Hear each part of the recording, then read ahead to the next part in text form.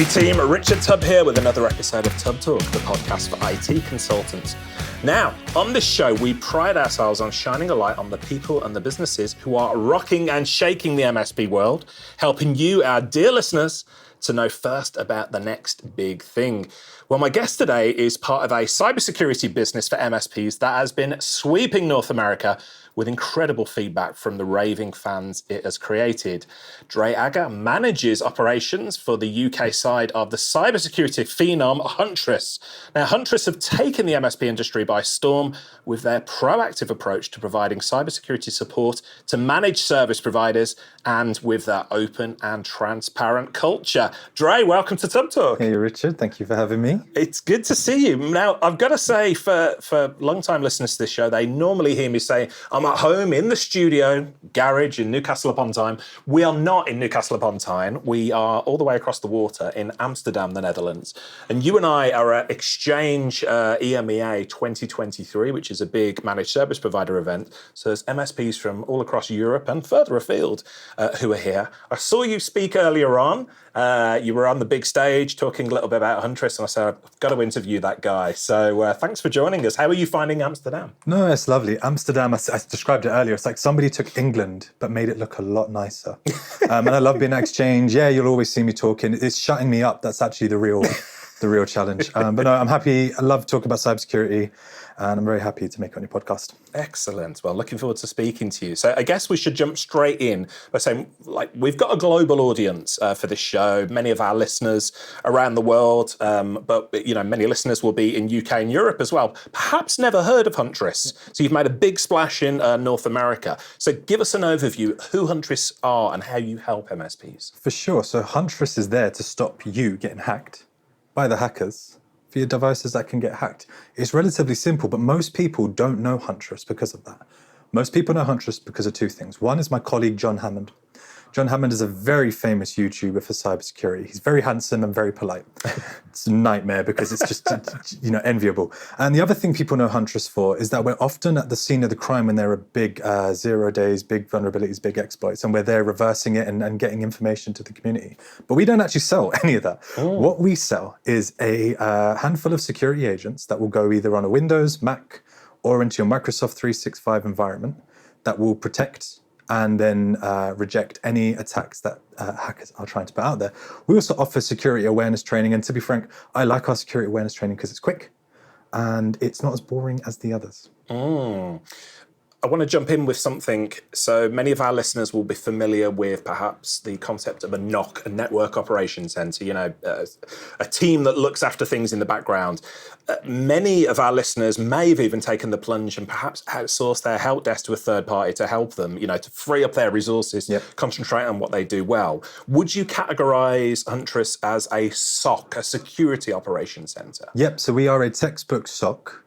I would actually go as far as say we're a SOC plus. Mm-hmm. And the reason I do that is because it's quite egotistical of me. I've made sure that the analysts we've got are trained a little bit more than a SOC. And you heard me talk about this earlier, Richard. A normal SOC, they're designed to close tickets. It's no disrespect to them, but they've been taught the bare minimum to get them through that ticket.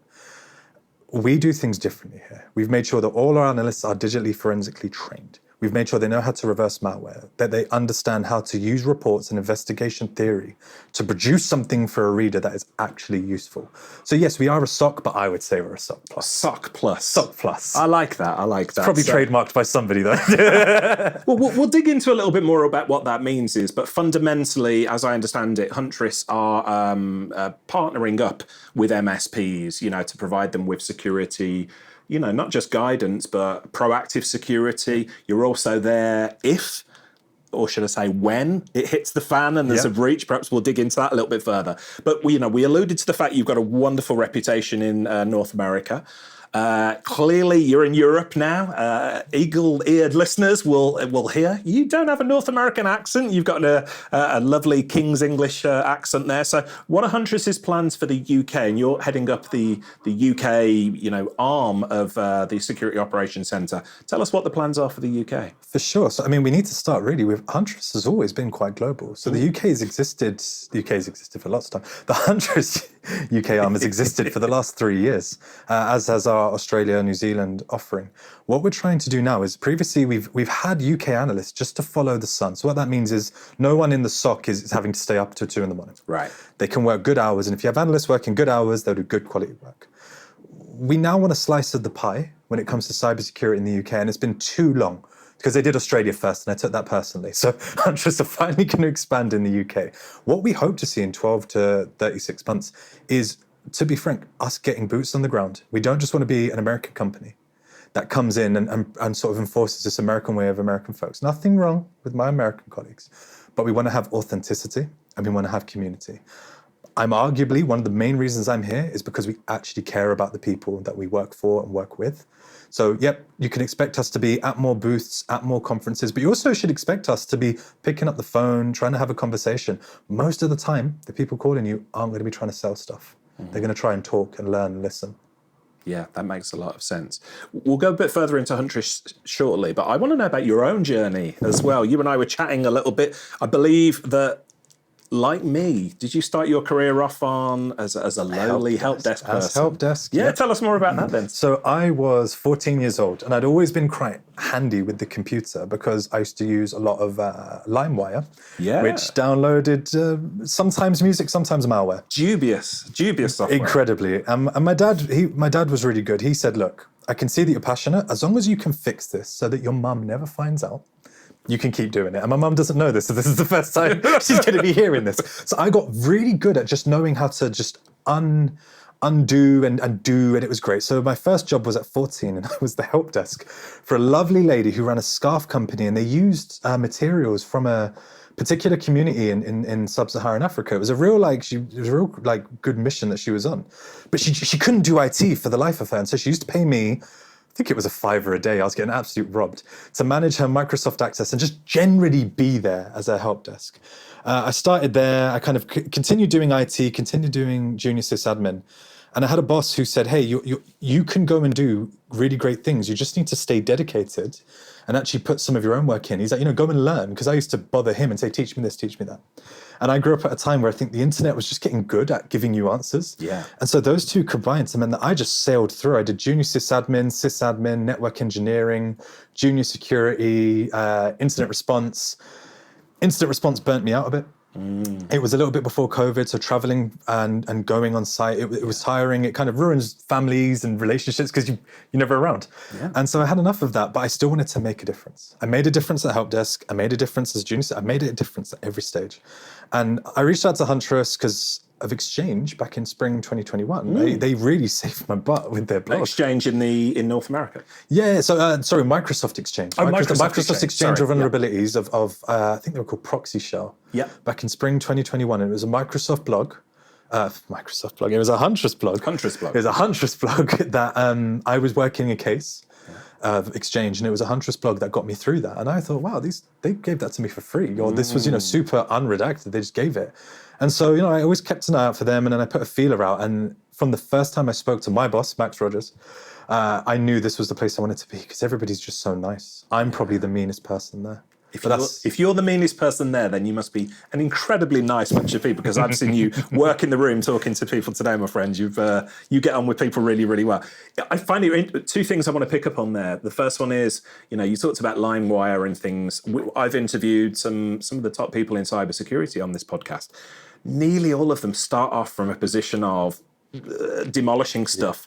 I'm not going to say doing bad stuff, but sort of working out how the bad stuff is implemented, and then realize, actually, I don't want to be the Sith here. I don't want to be the Dark Jedi. Yep. I want to be the Jedi Knight sort of fixing this.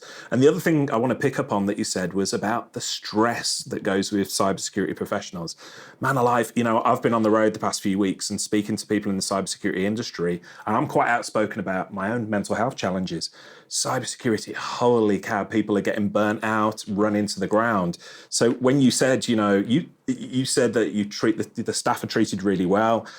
You don't want tired members of staff. You don't want members of staff who are burnt out. What does that culture look like as a whole? Is that sort of replicated across the planet? So, it's interesting because the first time I entered tech, everybody said, oh, you're going to be staying up giving late nights. And it was, I think it's a danger with tech and we're doing the thing we love.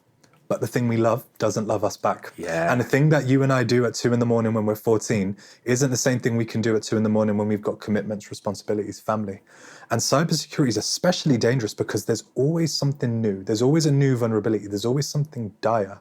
That means you can push yourself a little bit more.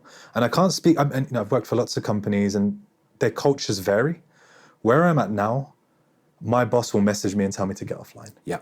He has joked that he should rescind my access outside of work hours. I am a stickler for people. If I see them online and they report to me, I'm like, hey, you need to get off. Yeah. Huntress is one of the few places that has no desire to burn you out. And that isn't to sort of admonish other companies. I'm not saying they want to, but Huntress does the opposite. Sometimes to a fault. When there's a hot 0 day, I really want to stay up, Richard. Yeah. And people are telling me, no, you need to go offline. So it's a testament to what Huntress is doing, but it's rare. I speak to a lot of people in cybersecurity, but just in tech, who know that they're on a treadmill. Yep. They just have to keep going. And it's because they're doing what they love. And I don't know how we fix that, but it isn't by doing more of the same. It isn't. And that's one of the reasons I wanted to shine a light on that conversation and what Huntress are doing. At the top of, this podcast, I said you've acquired a really good reputation in North America. So thanks for sharing that story about how you became introduced to Huntress, because I've watched from a distance over, the past couple of years or more, and I see people within the tech tribe, other communities talking about how Huntress have helped them out, perhaps even when they're not a Huntress MSP, which is mind-blowing. And I speak to people outside of the managed service industry. They can't get their head around why a company would give their, not intellectual property, but their experience away for free. But it leads to that wonderful, you've got a legion of raving fans over there. So great to hear you looking to change the industry in the way that cybersecurity is dealt with mental health and burnout and things, because we need more of this and we need less of. You said, if you love what you do, people say, oh, you'll never work a day in your life. It's the opposite. Yep. If you love what you do, you'll work harder than ever every day of your life. So sometimes we need a hand in keeping ourselves under control and not just getting carried away with things. Yeah. Let's dig a little bit deeper then. If an MSP partners up with Huntress, what can they expect to see from you and the team on a day-to-day basis? So it's funny because people say to us, we haven't heard anything from Huntress for a week. What's going on? And we have this discussion all the time internally. Should we make visible every single investigation we ever do that doesn't lead to a malicious true positive? So that means I press send on a report when something's bad. Because often we'll see something and go, this is fine. We can close it. So the day-to-day, if everything goes well, you shouldn't hear from us. And Huntress is supposed to be a low noise emitter of a security notification. So the idea is when you do hear from us, you go, oh shit. And now the thing is, I've worked, and this is the way I think we curate detections. I've worked for security companies that say, let's just pick everything up. Let's just pick everything up and let's just send it, let's just forward it. Okay, but that's not actually useful for anybody. What's useful and what we've tried to do is we've tried to curate the best of the best detections, give them the appropriate priority and severity rating so that when an analyst gets it, it's already been filtered for them by our detections and our automations, and then they are filtering it for the recipient. What that leads to is a low noise product, sure, but from our day-to-day users, they go, I don't know what's going on because you haven't reached out to us. When they do get a report, and that's, tell me if I'm going off on a digression here, but when they do get a report, I actually love when customers come back to us and they say, hey, I understood this section where you advised that I temporarily disable this account, but I don't understand, why do I have to look for this IP? I love that. They write a support ticket in. It's the analysts that reply back. So through the support team, we reply back and I'll say, hey, you need to find that IP through your DHCP logs, your VPN, your firewall. I don't mind what you use because that was the adversary's machine. And so that was just an example. Just say the day-to-day can be quiet until everything hits the fan and then suddenly it's skyrocketing, but we try to be there as much as we can. You mentioned how much we do for free. I was surprised when I joined Huntress that I could get away with doing so many things and giving away so much for free.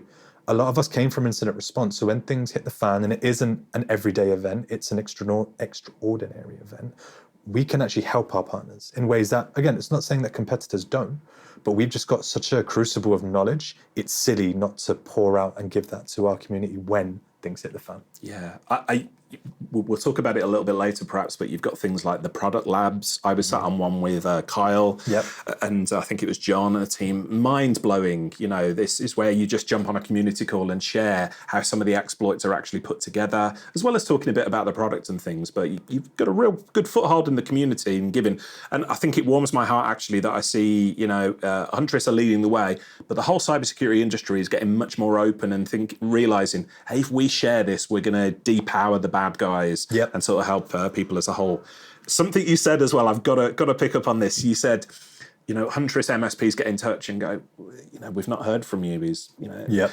When I ran my MSP business, the most awful question that we would get from our clients would be, hey, what is it we're paying you for? Yeah, what have you done for me recently? People forget the pain so quickly, don't they, Dray? They're like, oh yeah, it was all horrible before, but you've come in now and everything's quiet. And then after a while, what is it we're paying you for? So if that's the biggest challenge that you've got, that's a nice challenge to overcome, because you're clearly demonstrating value, that the fact that the MSPs are not getting loads of negative feedback and things. Yeah, I mean, hey, if they get hit and then we didn't say anything, they've got a right to say what's going on.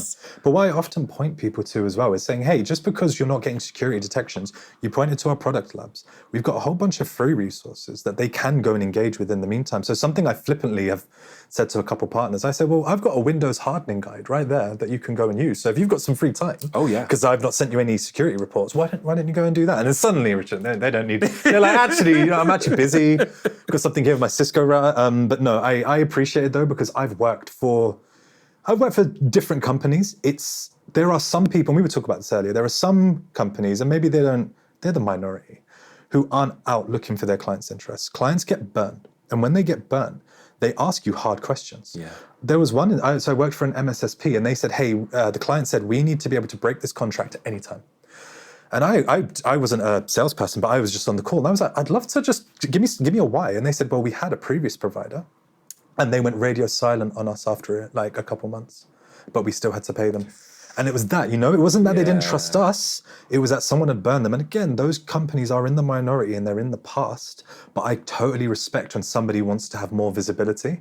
And Huntress is the best place for it. I'll tell people stuff I definitely shouldn't. But if you DM me, I'll tell it. All your listeners can DM me and be like, tell me something I shouldn't know about Huntress. I'll do it. Within reason. Well, we're going to get your contact details and share them with the audience later on. So you may regret saying that, but knowing you, I don't think you will. Okay, let's dig a little bit deeper. Let's get into the weeds a little bit here. So when it comes to cybersecurity, I can think of three main points that MSPs need to secure for their clients. So we're talking endpoints, email, employees. Would you broadly agree with that, perhaps? 100%. So let's dig in then. How does Huntress help with each of those areas? So, I mean, we can start really with what are attackers doing? Because that's how Huntress was built to begin with. We didn't just decide to build a product. It was, well, what are attackers doing? And so Huntress started with persistence, because adversaries like to get there, enter into an environment and then create a backdoor so they can get in and out. So Huntress started with that. And then we've evolved and created EDR and all those things. But when I think about Huntress and when I think about how we fit in with those three sort of criteria, it really truly is about, well, how are adversaries getting in? Well, they're getting in by tricking users or developing exploits. Right, well, I can't train a user to stop a 0-day, but I can train them to have better security awareness. And so one of the ways that you help with the employee section of that is with cyber awareness training. Huntress realized that no matter how many products we innovate on and how much tech we build, you're never going to fix that. No. I really hate the phrase, Richard, the human is the weakest link, because there's no point building anything unless it's for humans. Yes. So describing it as saying, we built this thing, but actually you're the problem. And I'll be frank, if one user clicking something is what leads to the ruin of your environment sucks, dude. If one user clicking something is what leads to ransomware, that's not on that user. So our security awareness training, it was purchased by through a company, Curricula. We purchased Curricula because we loved what they were doing. I sit on my partner's security awareness training. It's awful. It takes like 45 minutes. She learns nothing. It's just boring. It's a box ticking exercise. I like our security awareness training, and we liked Curricula when we saw it because it uses different cartoons, different mascots, really short, informational, interactive teachings that are all really geared towards the personal, not the corporate. And here's the really interesting thing. You aren't going to get through to people by telling them about corporate policy. No. But if you say, hey, here's how you can just protect this stuff at home, Here's how you can make sure MFA's on your Amazon account so, I don't know, your kids can't sign in and buy something. Like, that's how you're going to get through to people because it bleeds in. But of course, I understand that sometimes it's going to be a 0 day. It's going to be something that could not be mitigated by a human. That's when we created our EDR and we created the MDR for Microsoft 365 to stop business email compromise. The idea behind both of those was it's not just enough to look at security awareness training and then persistence. Why don't we track the tradecraft of the adversary through our EDR? If they've managed to compromise an email account, why don't we track exactly what they got up to while they were doing it?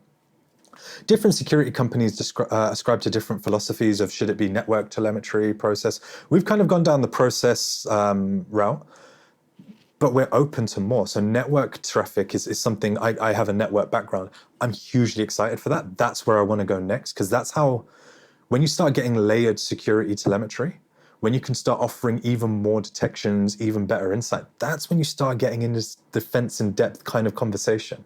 That you haven't just got one brittle detector. You've actually got some layered ones that help make sure if a bad guy gets in at this stage, you can catch him later. But you're right, those sort of that triad of if you're thinking to yourself, what do I need to protect? I would honestly start with your users. Your users, your users, your users. If you can, sign them up for security training tonight. Doesn't have to be with Huntress. Can be with anybody, but that is the most important thing. And don't admonish them. If they make a mistake, if they click something they shouldn't, the absolute worst thing you can do is make them feel like they can't turn to IT. Because you know what happens? They stop coming to you. They'll just stop hiding it, yeah. And then you get shadow IT. Yeah. And you start wondering, when did that printer get plugged in? Whose laptop is that? Now, I'm digressing. I do apologize. I'm just very passionate. Yeah. So let me, for my own clarity here and for the listeners, so the security, what do you call it? Security? Awareness training. Awareness training, so SAT.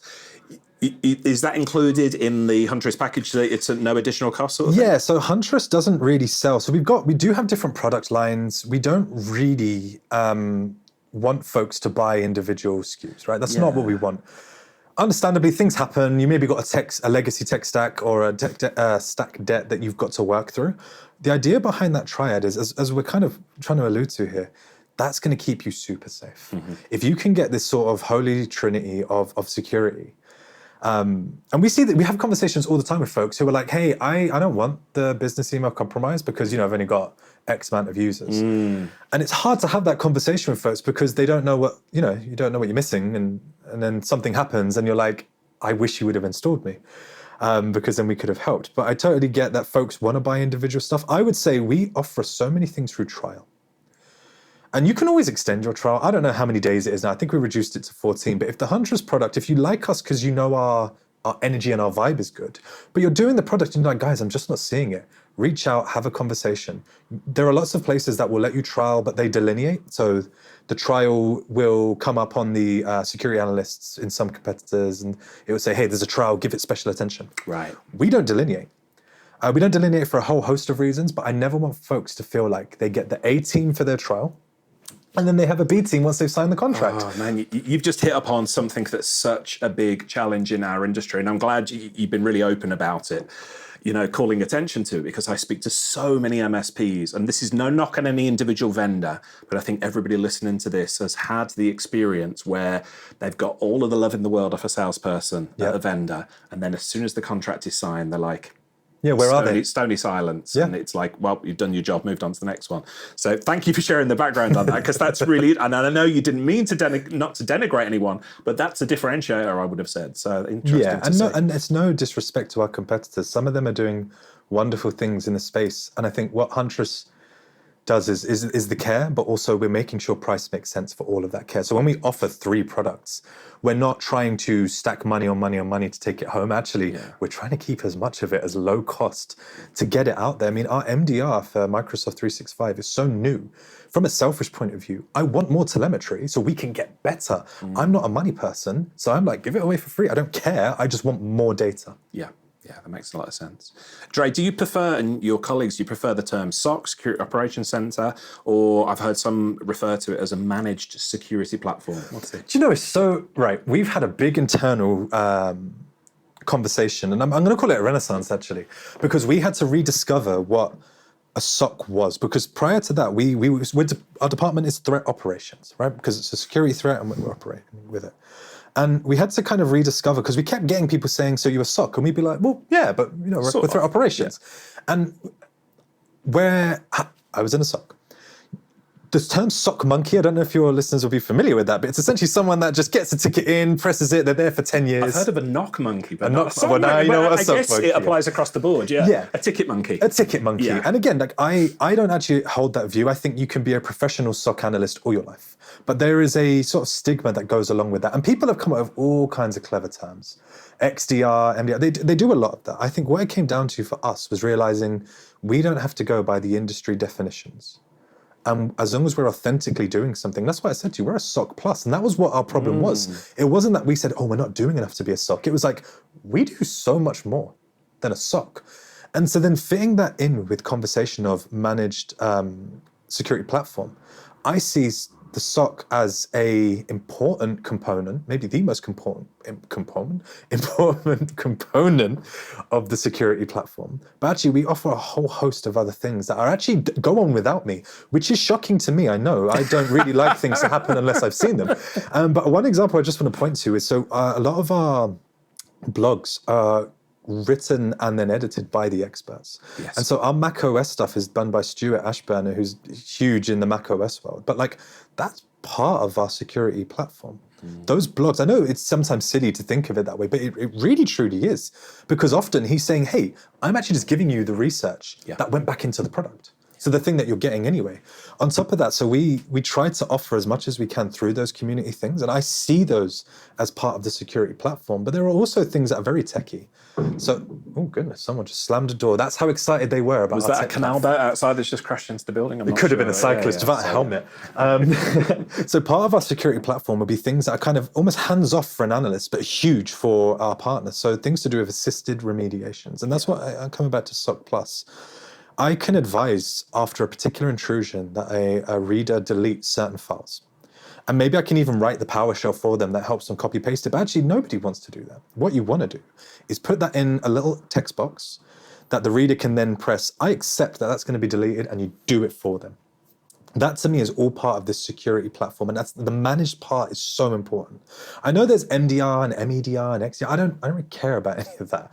What I care about as a techie person is, are we giving something authentic? Mm-hmm. Will somebody be disappointed with what they get at the end? Managed security platform, SOC, as long as folks feel like what they've paid for is what they get, I'm not too fussed. I know that we have my colleagues in marketing may hear this and go, oh my God, why did you say this?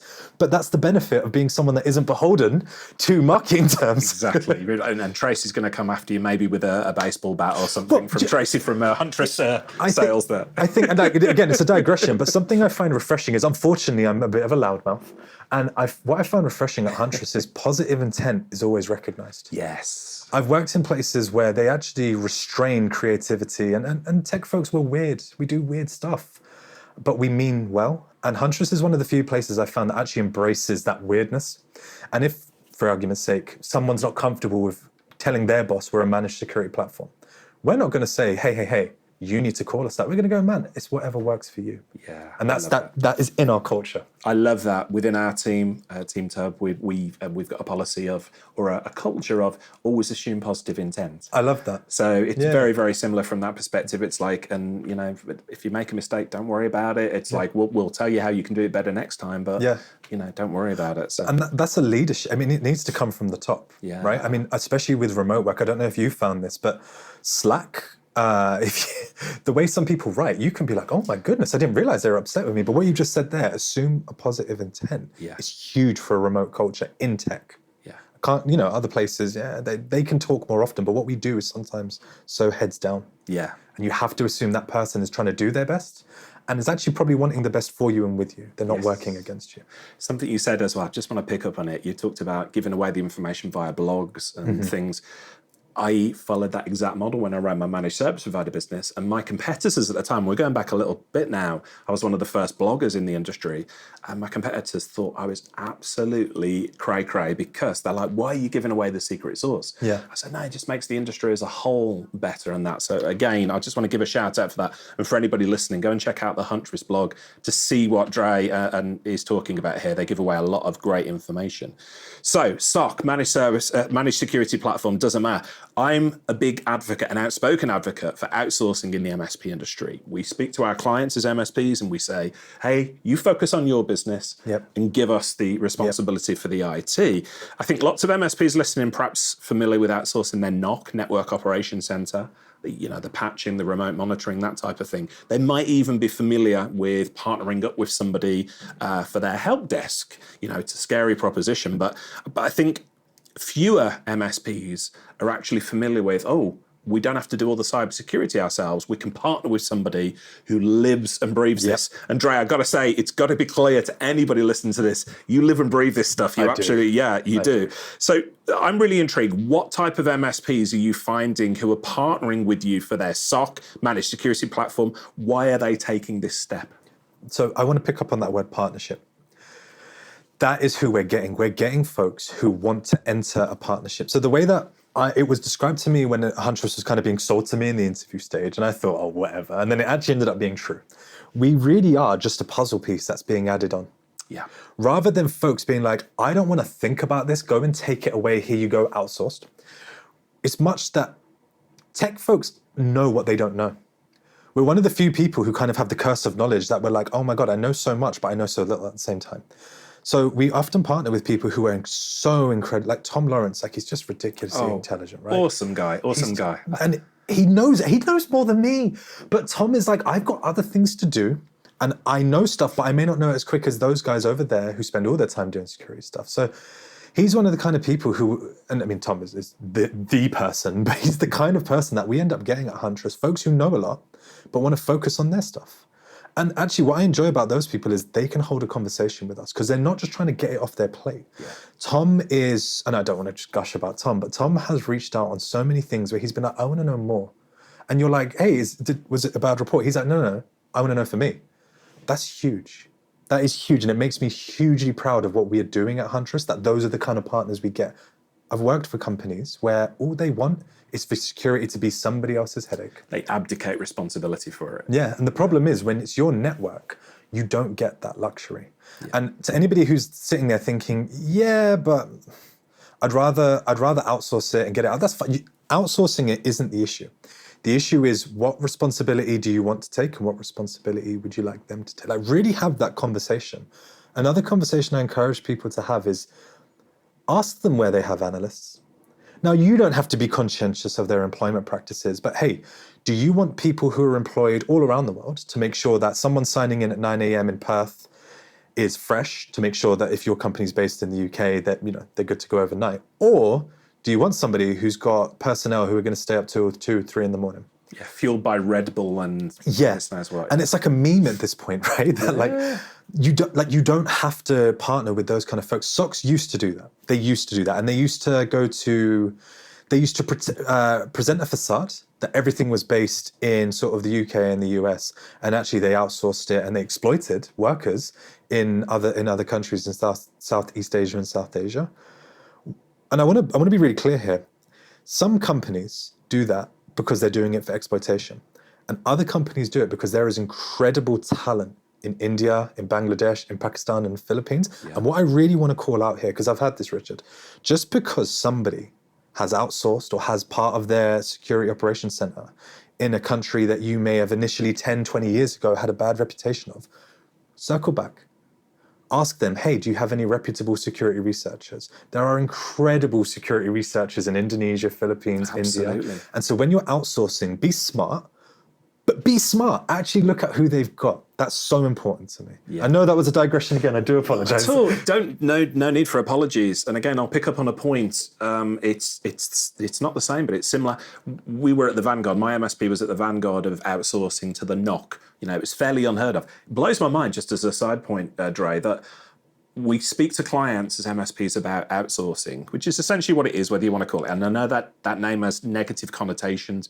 Partnership or something might be a better term. But we essentially talk to clients about outsourcing. Yet, as an industry, we seem really freaked out about partnering up with other technology companies, to do the same thing. But back to my point. So when we outsourced our NOC, we used to work with a company, it was way back in the day, called Zenith Infotech. Mm-hmm. And they had engineers and that in India, other parts of that world, and people used to frown a little bit like, it's just. And so to your point, we used to say, we are a Microsoft Gold partner. We go to Zenith, to their second and third line engineers before we will raise a ticket with Microsoft, because we get better support directly from there. And I know my great friend and MSP legend, Carl Palachuk, said exactly the same thing when he did it. So please, let's just shout out to this point that Dray's made here. Where people are in the world is no indication of the levels of competence, education, and brilliance that they've got. And so I think you make a fantastic point there. So, but the point is, we can't, as an industry, continue to just burn through people, burn them out. That's got to change for so many different reasons. I mean, even if folks kind of hear this and they think, I don't care about burnout, I want to keep security internal, the cost. Well, let me jump to that point. So there's going to be people listening to this and say, in exactly the same way, they've got their own NOC team or they've got their own help desk team. Totally get it. That's traditional managed services.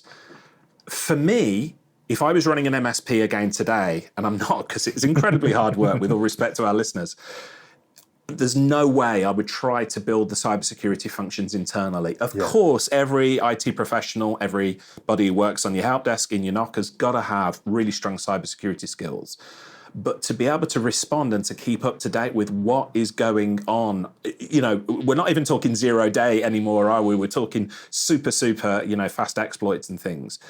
What would you say to people who are thinking, I can build this myself? And I don't want you to scare people or anything. I want you to be realistic about it. So what I'll do firstly, for the folks who want to know how to build it themselves, I'll tell you right now. So there's an article I wrote called Defense Evasion Part 3, and it looked at malware or attackers that try to evade defenses, what we see at Huntress, and then the third article. And what I was quite disappointed about, I'm just bringing up personal stuff at this point. The top two, those first two articles, all about attackers, did well. That third article literally spoon-fed to people, here's how you can build a security architecture so you don't even need Huntress. So I've told the listeners, I'll tell them now. So what you want is sysmon with a good config.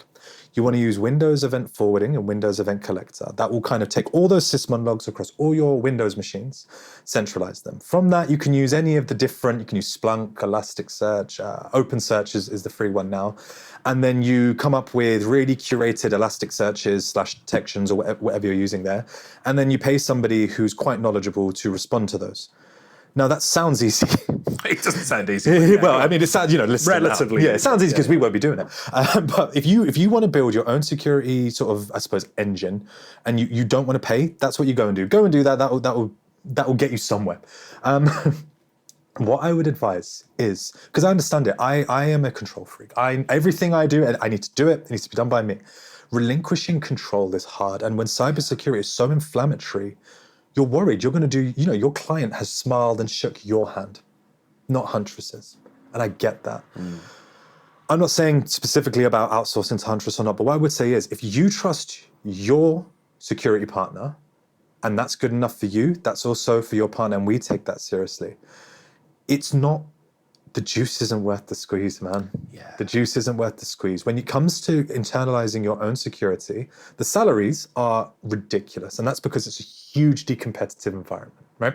Trying to get good security personnel, and trust me, I look all the time because I'm hiring, is hard. They come at a premium. They are often in need of more than just what one shop can offer. And that is no disrespect to any MSP, but I've been there. You outgrow that quick. One of the other things, and I don't think we talk about this enough as an industry, smart people don't want to be the smartest person in a room. Definitely not. And so outgrowing your SOC doesn't just mean like, hey, I'm bored of seeing the same thing. It also means I'm tired of having the same conversations. I will flip this though. So I think there's some benefits to having security internal. And one of the main ones that I get frustrated with is you can actualize change at an incredible speed. So I'll give you an example. We saw an uptick in OneNote, so Microsoft OneNote malware. So Harlan Carvey, who's hugely important to me at Huntress, and it was really Harlan, came up with a way to neutralize that malware. And we created a blog, but we can't force those configuration changes on our partners, right? So there's a couple registry keys that could neutralize this malware. If I was internal, I could do that overnight. If I had the right setup at a particular company or an MSP, I can push that overnight, it's fine. Working at Huntress means I almost have the curse of this knowledge, all this telemetry, I know all the bad stuff. And I can write a blog, I can talk about it in podcasts, I can write all these things, but I can't make people do it. Sure. And so, yeah, there is a benefit to security being internal. I think there's a happy middle. And the happy middle that I see, and I see it with folks like Tom Lawrence, is outsource your SOC and have one or two internal people who maybe they're the network engineer, maybe they're the IT guy. And it's actually Chris Henderson at Huntress. He runs our information security department, so we're compliant. He said something so important. He was like, when you need to build something, get IT guys who want to transition into security. He's like, because they are so hungry. If you want to keep a happy middle between outsourcing your SOC, but making sure you're no fool, get those guys. We've got one of those guys. He's incredible. He probably knows more than me. He's our sysadmin. He's so hungry. He knows about 0 days, probably a good 5 minutes before I do, because he's that hungry. That's what I would do. I would outsource, but don't be a fool. Keep someone in the middle, because hey, you're too busy. You're running an MSP. I understand you want to keep hands on keyboard. Don't make security the thing you keep hands on keyboard for, please. It's not worth it. Yeah, interesting. Something you said there as well about, and actually, let me rewind a little bit. We've already mentioned a number of resources such product labs and so on and so forth. If you're listening to this, dear listener, while you're out walking the dog or going for a hike or driving in the car, please don't worry about scribbling down these, the notes and stuff. We'll include everything that Dray mentions in the podcast show notes there. One of the things we will put a link to is what you've just said. You wrote a blog post about, hey, this is how you do it yourself. Yeah. And people often, when I was an MSP, people used to look at me like I was crazy because I would write blog posts saying, here's a problem that one of our clients had, here's how we fixed it. And they'd say, well, aren't you talking your clients, potential new clients out of working with you?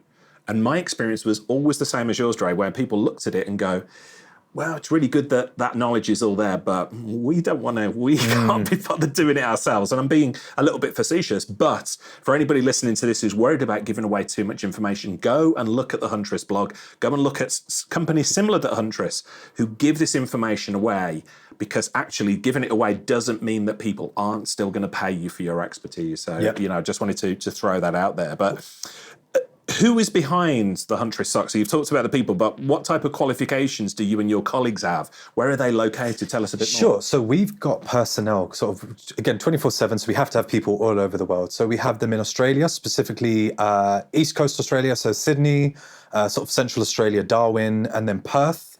Perth is a huge community for cybersecurity, by the way. This was news to me.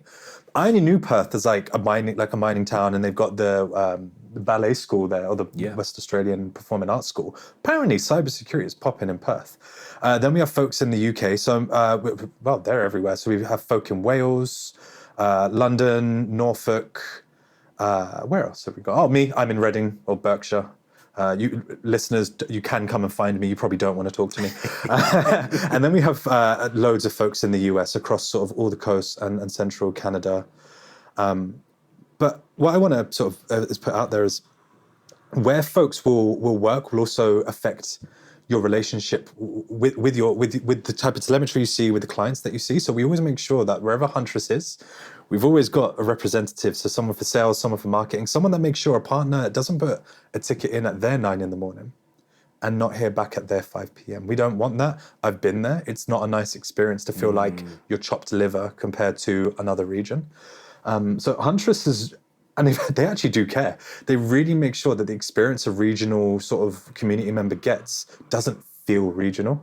Yeah. And so I'm with the UK the UK team. And yeah, we bleed over into other regions, but any UK partner kind of probably can reach out to me on LinkedIn, DM me on Twitter, and I'll get back to them and get them their answer. They don't have to wait. And our support team, we've got a support team in the UK. They're fantastic. We just hired 2 new people in the UK because we're seeing just an increase in people who are community members. And we love to do that. I don't want people to feel like they're getting second best. Excellent, excellent.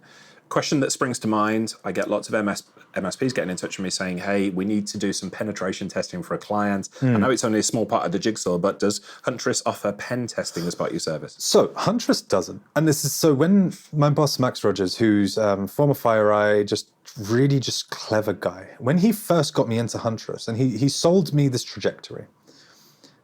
Now, he was maybe, a little bit elastic with the dates that this trajectory was going to happen. But the ambition will always be for Huntress to be a one-stop shop that folks can come to and get pen testing, instant response, which is really important to me. They can get as much as they can. So we don't offer pen testing yet. But what I will say, and I think this is exemplified through the personnel we hire, but also through the blogs we put out, we have an incredible understanding of offensive security. Right. So I myself hold a handful of offensive security qualifications. And you asked earlier about qualifications. I just want to clarify something. Qualifications don't mean anything. Degrees don't mean anything. One of the brightest people on our team doesn't have a degree.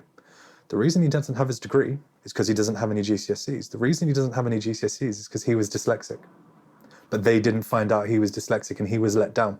Wow. And when he interviewed, he's wonderful, really personable, brilliant at what he does. But if we held him to the standard of you need a degree, you need qualifications, we'd have lost him. He is such a catch. And so what I want to make clear is our understanding of offensive security can be exemplified through, John Hammond, who's got every offset qualification. I've got this and that. We've got people who have such an intimate understanding of computers and how to break them and how to fix them. We don't offer pen testing yet, but the day that we do, we'll probably offer the best pen testing service in the world because most pen testing can get quite dull. I did pen testing for like 2 months and then I got bored because a lot of it is web app pen testing, mobile pen testing mobile app pen testing is getting more and more. It's very rarely infrastructure and Active Directory pen testing, which is what most people want. And often there are some quite dubious companies, and they're the minority, who are really just running Nessus and Nmap and outputting that into a report. And again, Huntress doesn't offer pen testing, but the day that we do, you can be sure we're not just going to be running Nessus and printing that into a PDF. We're going to try and offer something world-class, and that holds us back sometimes. And I'll see Kyle, and folks who don't know Kyle, listen to a couple of videos of Kyle, because Kyle is hilarious. He'll say, hey, I don't mind if a product's embarrassing when we first launch it, because we need to stop waiting till something's perfect. That's how I feel about sometimes when we're trying to reach the next place. And this isn't specific to pen testing, but my boss says this a lot now. He's like, we should be embarrassed by our first iteration, but we should get it out there. So our customers and our community can beat us up and say, hey, I want this. Where's my thing? Give it to me. And Kyle Hansloven will give a shout out there. So he's the founder of the company, or co-founder, I should say, in there. And we'll include on the show notes a link to some of his videos as well, because there's some value to be found there for certain. So you've been really open and honest about what Huntress does, what you stand for, but what you don't do as well, which I really like. So let me ask you this. Cyber criminals have become very, very determined. So I talk to MSPs, and it's no longer a case of if you're going to be breached, it's when. In fact, you were sat in a board meeting with me a little bit earlier, and I promised to sit quietly at the side, and I just couldn't. I had to speak out. A room full of MSPs, and I was just like, look, you are going to get caught at some point. It's not a case. Even with Huntress or somebody else best in breed on the side. So if one of your MSP partners does get breached, despite everyone's best efforts across the board, what does your response look like? For sure. So I want to pick up on that just to really articulate this to folks, because I think sometimes people hear it's not if, it's when you get an intrusion. And I think sometimes FUD, so fear, uncertainty, and I forgot the last one. Is it doubt? Doubt. There we go. So it no longer happens, but some tech sales folk used to sell through that technique of making you feel scared. And I think security vendors, when they began, didn't know maybe how to articulate it the best way. And this idea of when, not if, shouldn't be interpreted under that same lens. I don't want anybody to feel like they need to buy Huntress tonight or they're going to have an intrusion. It's not, it's not a threat. It's not a promise. I want folks to do this because the inevitability is attackers are persistent. And I think there's a bit of a myth that if you purchase an expensive enough security solution, an attacker will just see that and go, I'm not going to bother. They won't bother on a Monday because they're going to come back Friday night when everybody's popped to the pub. That's why breaches are inevitable. They only have to get lucky once. You have to get lucky every time. And there's Andrew Thompson on Twitter. I believe he works for Mandiant/Google now. His mantra is impose cost, and Huntress shares that mantra. I don't know who got it first, but I see it a lot with Andrew Thompson. What that means is we don't want attackers to get it easy. They're going to have to work for it. And so when a partner has an intrusion report from us, if it's not, the worst day in the world by getting ransomware, we've often caught adversaries in the beginning or middle of their tradecraft. I'll give you an example. So in the talk I had earlier, I shared that we had a Russian IP who maliciously brute forced and authenticated onto a remote desktop gateway server. The technical specifics, they don't really matter. All that matters is if we detected that, I think it was 12:43, by 12:50, so within 7 minutes, we isolated the machine and sent the report. Now, this isn't to flex on how good we are, because of course we are good. The point of that is to say, a report from us, an intrusion, doesn't have to be game over. The way that you stop game over is by having layered defenses. Now, what happens to partners who don't have layered defenses, who don't impose cost?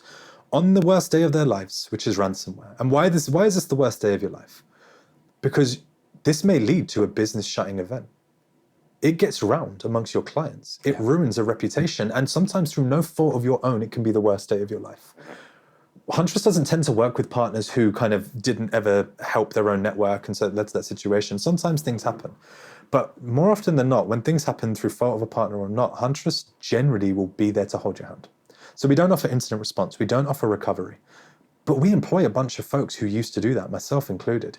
We are hungry to help.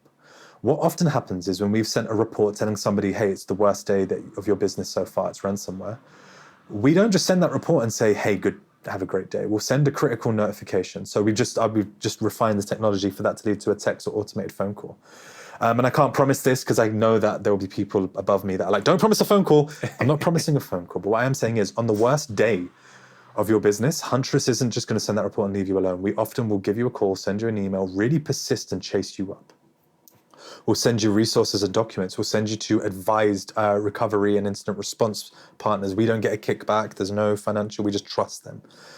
On the worst day of your businesses, and we've spoken to MSPs who've been very open about that was the worst day of their life. Yeah. The Kaseya incident being just one. There was a wonderful gentleman in Huntress's Summer Summit who shared that it was a really dark time for him. That resonates with us all. We're not looking to leave anybody in the lurch, but we also can't overstep. And I want to communicate to listeners, when you partner up with somebody that does security, really understand what are you getting? You don't want the worst day to come about for you to finally turn to the product page and realize what you were and weren't paying for. Right. Something that really bugs me, I'll be transparent, it's why I left incident response partially.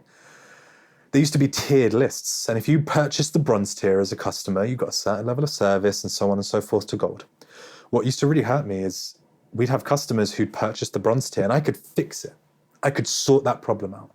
But the people above me said, nope, they only purchased that tier. Huntress doesn't do that. There are plenty of our competitors, they don't do that as well.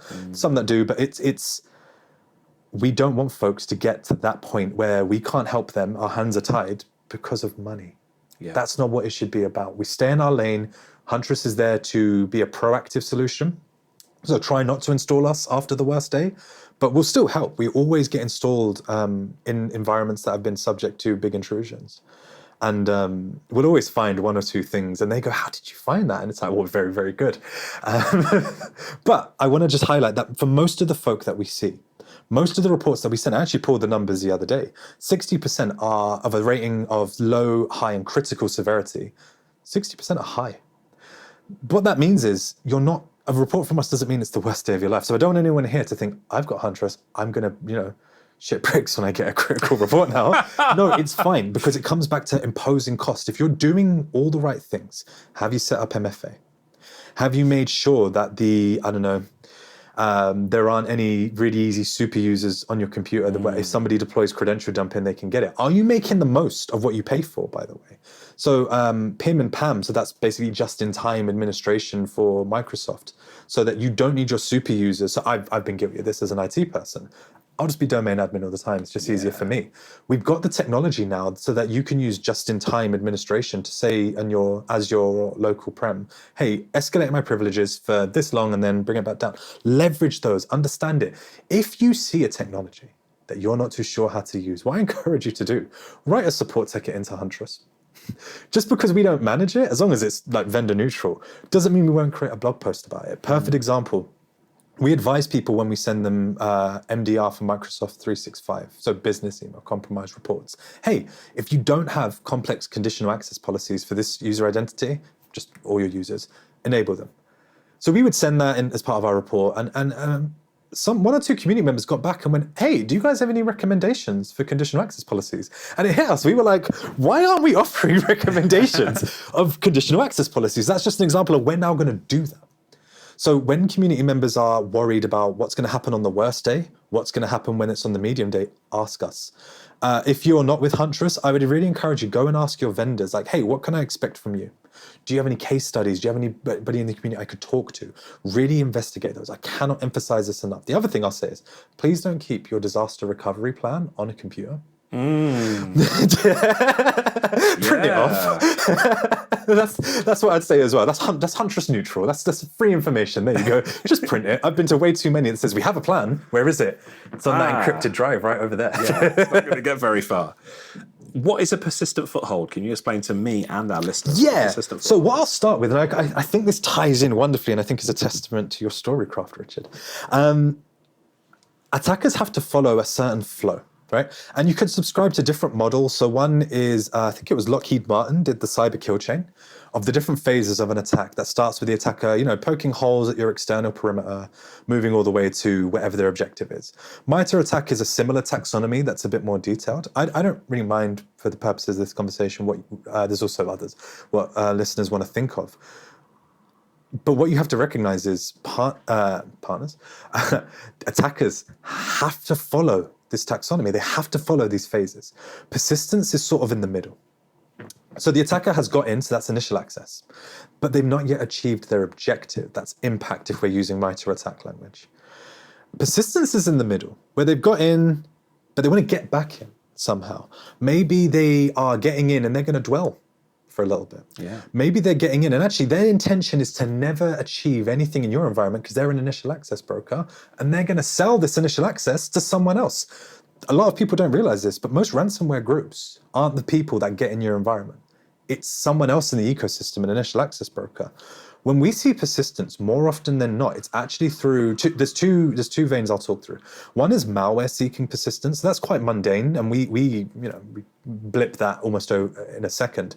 So that's CACbot, that's Emotet using particular registry keys, particular scheduled tasks. You could do that in your sleep. Really interesting persistence. We saw it the other day. So we saw a threat actor rename SSH. They then renamed some SSH config files. I actually think they must have recompiled it, now I think about it, because they changed the command line arguments. And they used that as persistence. And I can't remember the IP address it ended up going back to, but that was super novel. So a persistence foothold, in Huntress, Huntress is one of those places that has 3 words for any one thing. It can also be called an auto run. It'll also just be called a foothold. It is just the adversary attempting to stay in the environment.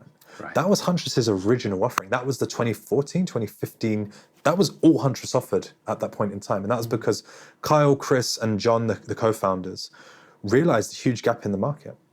Because everybody's stopping these attackers getting in, or they're helping with recovery, but who's kicking them out when they try to dwell? And dwell time is getting shorter. It used to be huge. Adversaries used to get in your environment and hang out for months before they did a thing. Yeah, and to that point, actually, if we can give some advice for MSPs listening, I've spoken to loads of MSPs recently where, there's been a breach at one of their clients and they've dwelled there, as you said, they've just sat there for ages, sometimes to the point where the backup has become compromised. And so then it's the horrific scenario. Not only have you been breached, the backup has also been infected and stuff, and there's no way. Is there any way for MSPs to stop this, to stop the ability for a cyber criminal to get on their network and dwell? Do you know, so I worked in intrusion once where I think the adversary intentionally did 2 things. Persisted to ruin the backups because there was evidence they had open documents pertaining to the backup SOP. Right. But the second thing they did, and I thought this was really interesting, they started to research, they started to open documents on the gold image. For folks that aren't too sure, gold images, they might have another name, but essentially they're the blank template that you'll install an operating system with. It usually will come with the applications and necessary permissions and tools that a user would use in that business. The answer to that is difficult because depending on how well and how long the adversary persisted, the backups may be kaput. You can't use them. There are forensic companies that do specialize in sort of backup sanitation. I don't know any to recommend. I also would be quite dubious about that. That requires that particular vendor to be aware of all the persistence. It's a messy game. What I would instead is assume breach, And also plan for the worst, because the best will work itself out. Have your gold images and have them ready to go. If you really are holding me to it and say, come on, I need you to have this. Okay, you can back up in a number of ways. So you've got the 3-2-1 solution, backup, cloud, off-prem, you could do all that.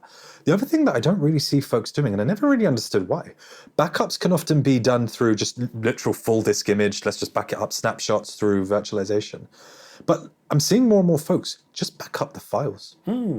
I worked an intrusion once where actually by some miracle, a handful of accountants and admins had taken home some files they shouldn't. It was a high-profile financial company. And what that meant is, although those files were encrypted that were sitting on the main sort of network, the folks who took those files home Suddenly became heroes. And so the IT guys are like, how do we do this? I'm like, hey, you calling an amnesty. You just say, hey, if you took something home, if you didn't, we actually really need it. What you do instead to make sure you don't have to rely on your users is just take your files, take the most pertinent files, and go and back those up somewhere. And what I've seen adversaries do is they'll go and look at things like, where are you backing up? They'll also look at your cyber insurer to go do those sorts of things. So really be clever about what you're backing up. But go and put it somewhere that even you can't touch conveniently. Yeah, very interesting. Yeah, I could talk about backups for ages. I'm very boring. I wouldn't have said that. I would have said the opposite. So you've mentioned to me that defensive security is both your passion and the source of all your stress, Dray. What is it about defensive security exactly that excites you and also drives you bananas? So I'll start with what excites me, and it's that I get stagnant easily if I don't grow. And for me personally, cybersecurity is the most interesting thing we're doing as a civilization. Like, yes, there's all sorts of and I've said this now, I think of medical advancement, stuff like that. But in terms of just it's just mind boggling that if you'd have said to somebody 40 years ago, hey, someone can pick up a phone in Russia and hack you, or in Russian territory, I should say, and hack you, they'd have been like, what are you talking about? And yet here we are, where that is entirely possible. It's opened up a whole new dimension of aggression, and I don't want to use warfare because I think that's a bit overstated sometimes, but it's opened up a dimension of aggression that I don't think people were ready for and that we're still not really grasping. Cybersecurity is so important to me as well, and I don't actually tell many people this, but I've started to, because I think I've finally told myself this about Huntress. I've worked for lots of places, and usually money solved everything. I've done incidents all across the world where you go to some incredibly wealthy companies and they don't care how much it costs. They're just going to say, yeah, that's fine. Huntress is one of the few places that, because of the way we're sold and the environments we end up in mechanics. We end up in hairdressers. We end up in kids' hospitals. That really matters. Yeah. It comes back to a little bit of burnout. I've had arguments with my partner where she's like, hey, you need to sign off. And I'm like to her, a kid's hospital has been hit. There's no way I'm signing off. So danger of burnout. But in terms of what Huntress is trying to do there, that's so important to me.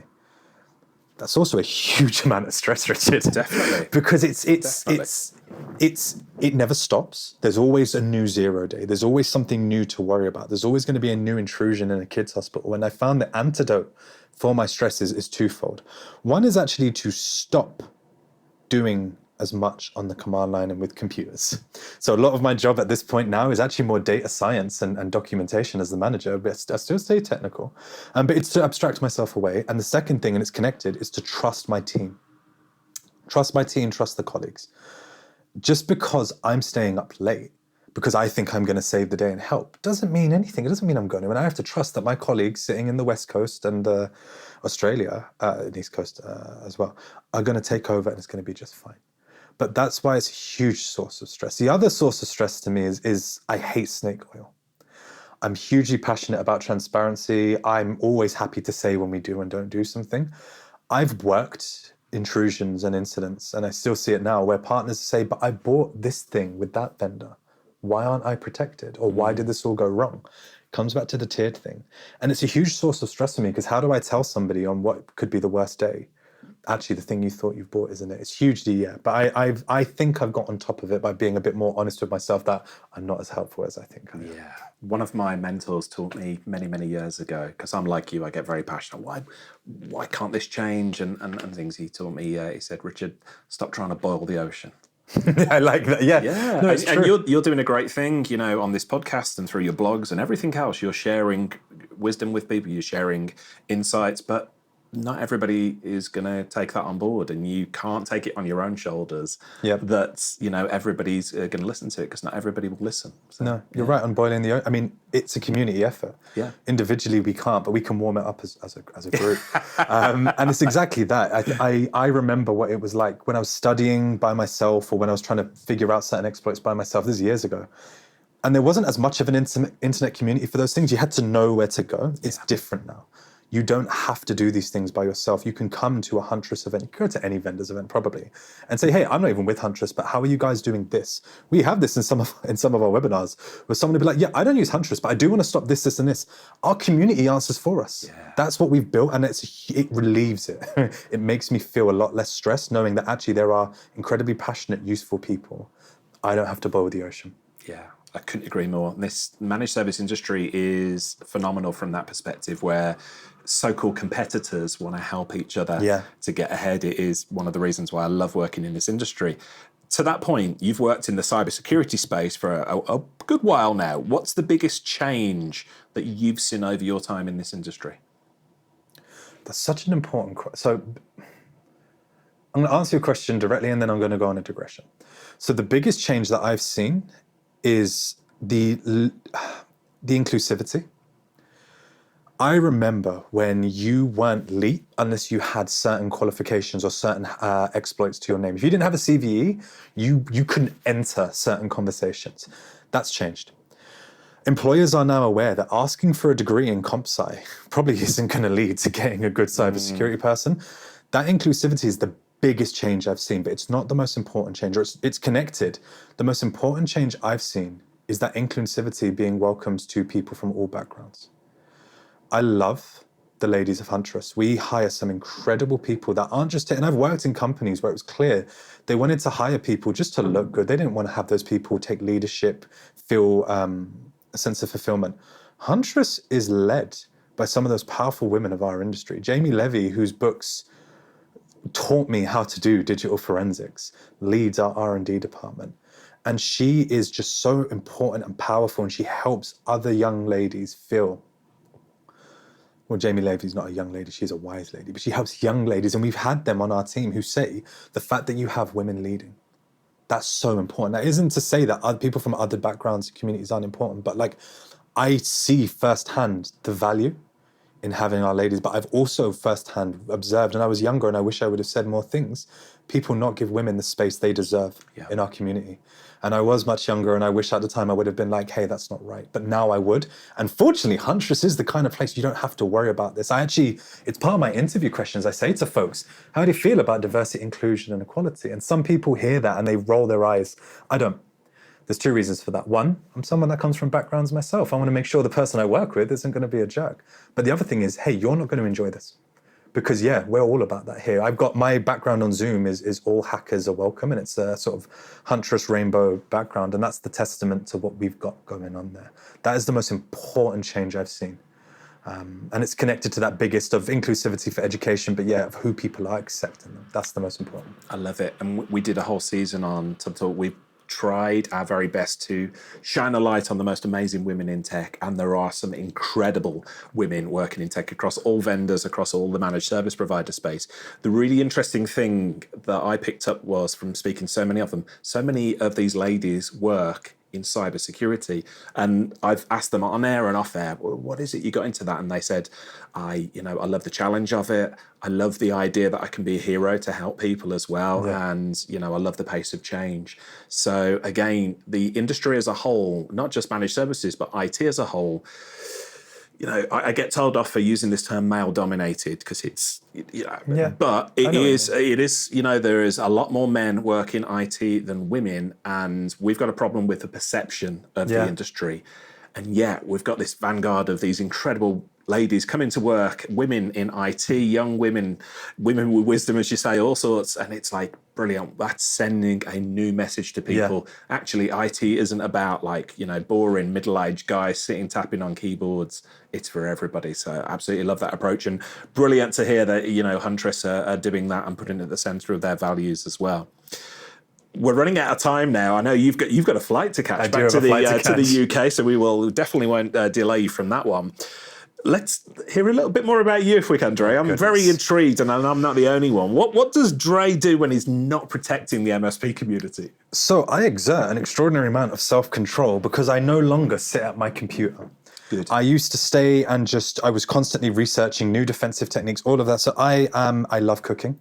Cooking is super, I mean, it's important to everybody because you got to eat, but it's super important in my family. It reminds me of all of my family, all my mum's recipes, all of that. It's so important. So I spend a lot of time cooking. I love animals. I love our dogs. I am constantly out there walking the dog, training the dog. We've actually just got a new papillon. Her name is Rue. She is a rehome, but she is wonderful. She has absorbed all of my time. And the other thing that you'll often find me doing is mentoring. I hugely benefited from mentoring. I probably easily could have taken so many different turns, especially where I grew up.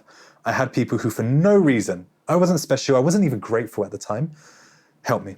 And so I'd love to give back. I really enjoy giving back to isolated young men who are bordering on the incel community. And I don't do that for, like, it's not like I identified with it, but I think I just saw a gap where it was like, hey, we need more men who are patient and understanding to bring those guys back from the brink. And funny enough, I actually meet a lot of them on hacking forums and discords. And you don't always know that they're kind of on that level until you see and observe some of the language that they have. And you drop them a DM being like, hey, we should talk about hacking sometimes. And it's a Trojan horse because you get them with the hacking and then suddenly you're trying to help them just be better. Because that's what I had. I had people, multiple people who were willing to make me better, and I love to give back. I love that. And, something you said about mentors, you've always had mentors who have helped you. I'm exactly the same. I've been taught, trained, educated by the best, wisest, most successful people in this industry who have given freely of their time and energy and experience to help me out. So it's a wonderful thing to pay it forward. Who do you consider a mentor or perhaps an influence on your career? I mean, we are running out of time because I could go on endlessly, but I think about some of my employers. So one of my first employers, a gentleman called Mark Gold, taught me that there is a pound sign at the end of everything. Now, that doesn't mean you don't do it, but it means you always keep that in mind. And because we're in tech, we are the cost center. Even though we know we keep things running, we're seen as the cost center. So he taught me that. I think the next influence I'd have to say is Harlan Carvey. Harlan Carvey is our is a hero in the digital forensics community. And I don't like to tell Harlan this because it will go to his head. Harlan's books, alongside Jamie Levy's books, taught me how to do what we do. And Harlan's special. And I love talking to Harlan. I love working with Harlan because Harlan also taught me something. You do things right. You do things right because this matters. You do and collect evidence right because this could go to court and it could put somebody away who's done something awful. That's why this needs to be done right and precise. And Harlan's been so influential in so many people's careers. He has no clue. I hope he doesn't listen to this because I don't want to say this to him. Jamie Levy's books, I've already mentioned how influential they were, but I think what was super influential as well is how people meet Jamie, and Jamie will talk to you about everything but computers, and I love that because she knows so much and she helps you feel comfortable to exist beyond computers. John Fitzpatrick, who worked for MWR, then CTO for JumpSec, and is now doing his own thing. John, I love John. And what I loved about John is so many people in our industry have had or lack flair and creativity. And for those that know John Fitzpatrick I used to refer to him as the man who came down from the mountain. He has the truth. If John could implement one of his 1,000 ideas, he could solve all cybersecurity problems. The vision that man has, he almost taught me to be more bold and creative. I worked under him. John spent more time being the man on the mountain. I didn't even get that much time with John, but every time I did, he changed the way I thought about cybersecurity. It's so important. And the last person, I have to give a shout out to my mum. My mum instilled us with such a sense of responsibility and ownership. There was no shirking away from a responsibility under my mum, and there was no half-assing it. You whole-ass it or you do not do it. That's carried into cybersecurity. And people often ask, like, how did I get where I am? How do I get there? And everybody says their mum, but I also think 50% of it is turning up with a smile on your face, but the other 50% is being willing to work as hard as anybody else there. Those mentors that I've had who gave freely, and there's other mentors I've had that it's not relevant right now, but who kind of found me when I was a lot younger and were willing to take a chance on me when they didn't have to. I wasn't even that nice. I wasn't polite. They have all shaped me to mean that not only am I happy to be in this industry as hopefully someone that makes a small incremental change for cybersecurity, I hope that I'm making a good change by being a mentor for other people. That's hugely important to me. You could tell me that my PowerShell scripts are bad, Richard, and I'd go, whatever. If you told me my mentoring's bad, I might cry. People ask me about this industry and I wax lyrical about it. I just go on. I think it's the most wonderful, the managed service provider space. I think it is so wonderful. One of the reasons I personally wake up with a smile on my face working in this industry every day is because the people who I've grown up reading their books. And so for me, it's guys like Eric Simpson, Carl Palachuk, have now become really close friends and I get to work with them. So I was smiling as you were talking then because I can see the enthusiasm. It must be really such a thrill for you to be working with people that you grew up admiring and now they're peers. It's a little bit surreal, but one of my favorite things to do, especially to Harlan, is to quote his books back to him, especially with the page numbers, because I'll get the page number. I'll be like, well, Harlan, actually on page 6 of... But it's also humbling because I think and Harlan says this a lot, I'll describe him as a industry leader and he's like, I'm a practitioner. Or he'll really kind of move himself away from this pedestal. And I think sometimes in this industry, folks can feel imposter syndrome because they look at others who are either on a pedestal or put themselves on a pedestal and feel lesser than. And it takes folks like Harlan, like Jamie, like my colleague John Hammond, who's a huge YouTube star, to come and say, hey, sometimes I don't feel like I'm this thing that everybody says I am. Sometimes I feel like I don't maybe know something. That's huge.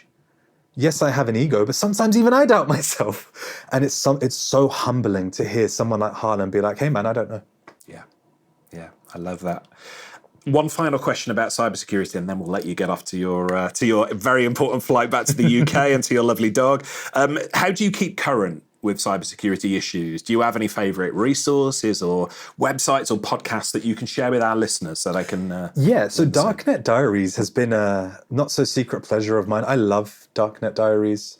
I think that Jack Rees-Sider was doing something different when he brought that together because he was sort of vendor neutral, had really interesting conversations, didn't insert himself too much, but kept the right balance of that. And it brought, I know loads of people who said they got into hacking because of those podcasts.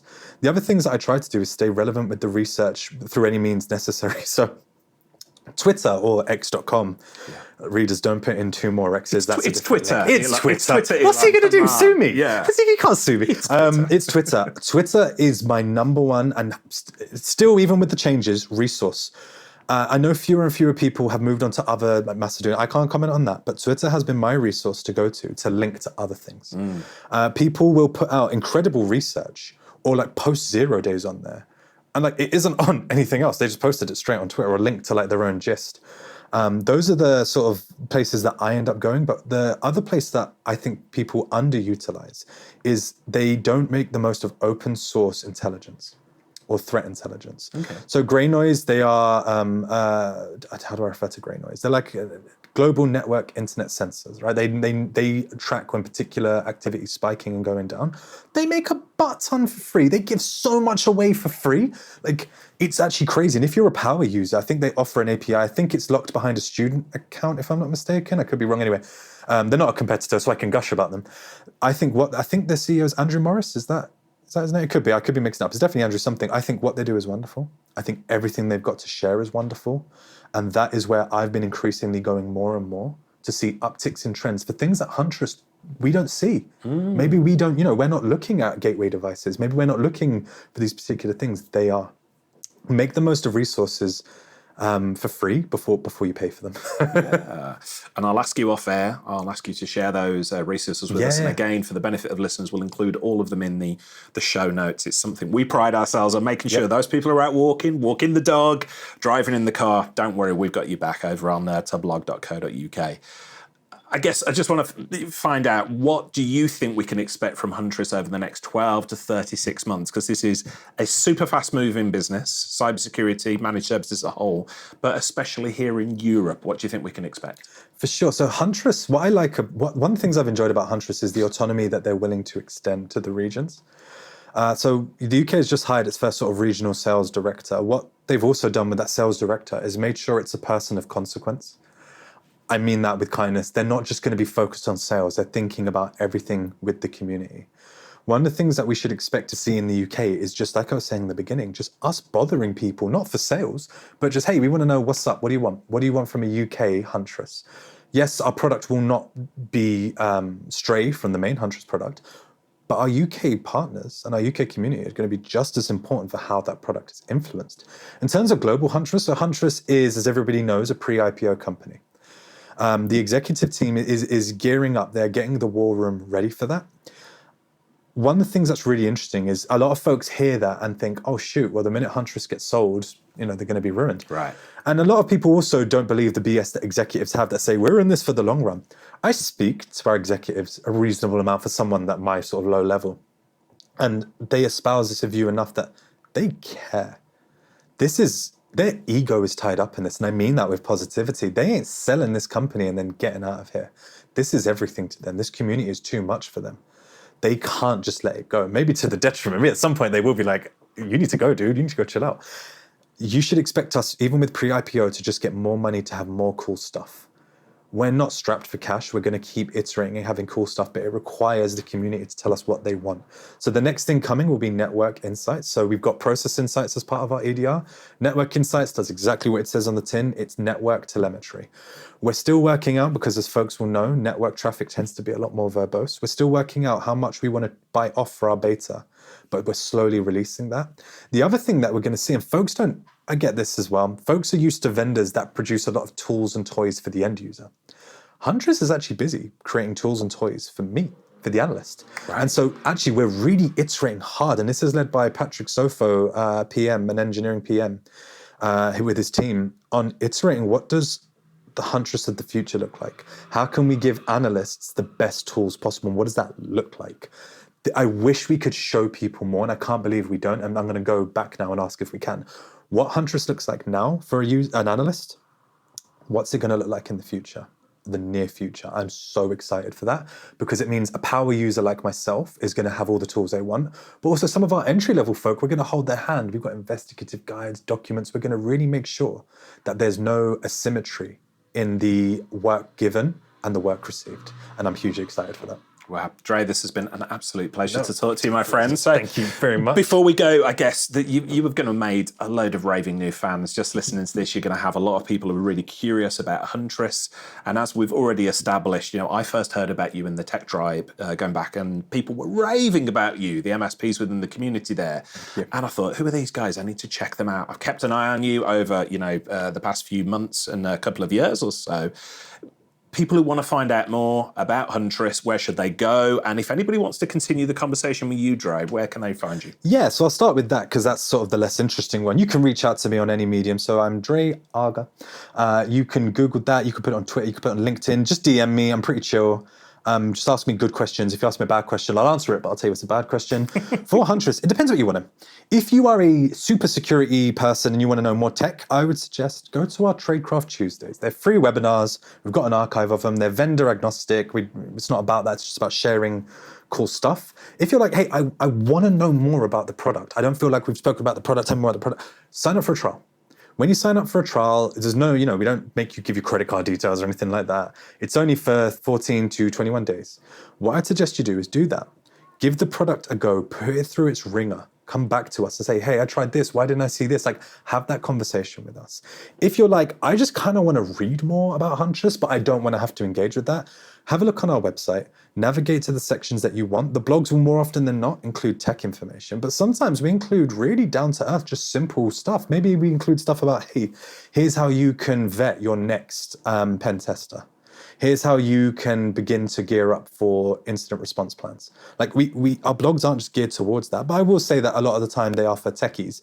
And the last thing I say is, if you're like, I don't even know what I want, I just want to know more about Huntress, these are some of the nicest people in the world. Agreed. It is ridiculous how lovely they all are.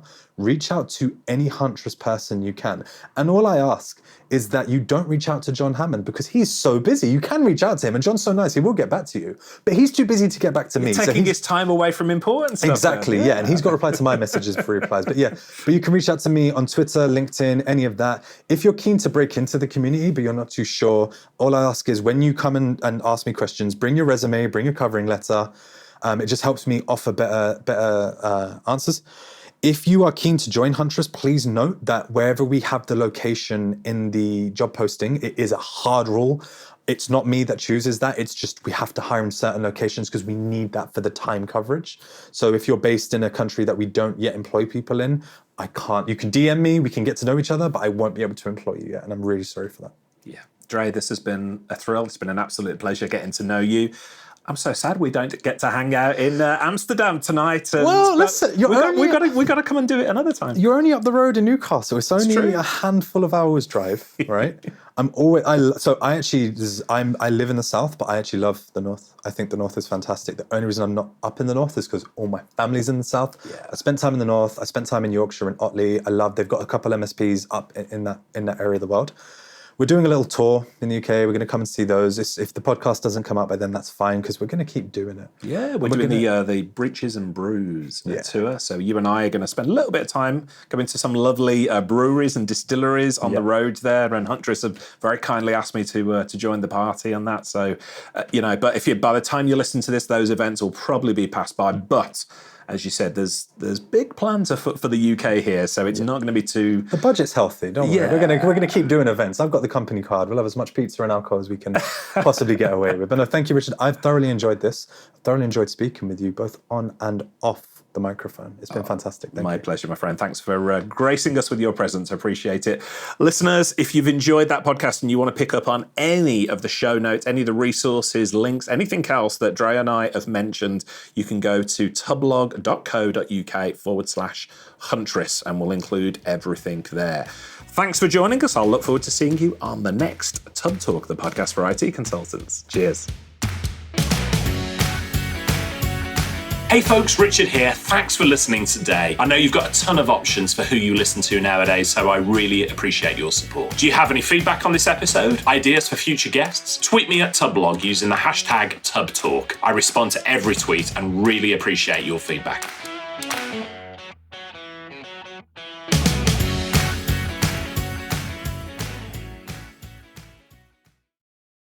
Hey team, this is Richard again. Just one more thing before you take off, and that is MSP Insights. Now, every Tuesday, I share my thoughts on the business of IT with you, the managed service community. Thousands of managed service providers already subscribe to MSP Insights. It's easy to sign up, easy to cancel. MSP Insights is basically a short email from me every Tuesday without fail with advice on growing your IT business, plus cool resources I've found, discovered, or started exploring that week. It's kind of like my diary of cool things and often includes articles or books I've read, tools I've discovered, and events I think you'd be interested in, often sent to me by my friends and TubbTalk podcast guests. So if that sounds fun, a short tiny bite of MSP goodness every Tuesday, and you'd like to try it out, just go to go.tubb.co/Tuesday. That's go.tubb.co/Tuesday. Drop in your email and you'll get the very next one. Thanks for listening.